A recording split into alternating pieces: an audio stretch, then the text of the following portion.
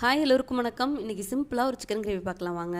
ஒரு பேனில் 2 table spoon மல்லி, 3 வரமிளகா, 1/2 ஸ்பூன் மிளகு, 1 ஸ்பூன் சோம்பு, ஒரு துண்டு பட்டை போட்டு நல்லா ட்ரை ரோஸ்ட் பண்ணி எடுத்து வச்சுக்கோங்க தனியாக. ஒரு பேனில் 3 டேபிள் ஸ்பூன் ஆயில், அதில் 4 கிராம்பு, 1/2 டீஸ்பூன் சோம்பு, கொஞ்சம் கருவேப்பிலை, ஒரு பெரிய வெங்காயம், அது நல்லா வதங்கினதுக்கப்புறம் 2 ஸ்பூன் இஞ்சி பூண்டு பேஸ்ட், அதையும் நல்லா வதங்கணும்.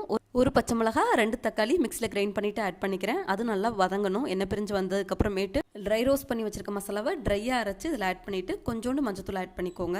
மசாலாஸை எண்ணெயிலே பரட்டிட்டு 1/2 கிலோ சிக்கன், அதுக்கு தேவையான சால்ட் ஆட் பண்ணிக்கோங்க.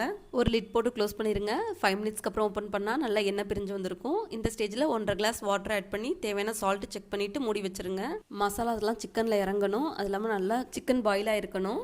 உங்களுக்கு குழம்பு மாதிரி வேணும்னா இந்த ஸ்டேஜில் நீங்கள் ஆஃப் பண்ணிக்கலாம். எனக்கு கிரேவி மாதிரி வேணுன்றனால இன்னொரு 5 மினிட்ஸ் க்ளோஸ் பண்ணி குக் பண்ணிக்கிட்டேன். இப்போ கொத்தமல்லி தூவி சர்வ் பண்ணிக்கலாம். ரொம்ப டேஸ்ட்டாக இருக்கும். இந்த கிரேவி சப்பாத்தி, நான், ரைஸ் எல்லாத்துக்குமே சாப்பிட்லாம். ட்ரை பண்ணி பாருங்கள்.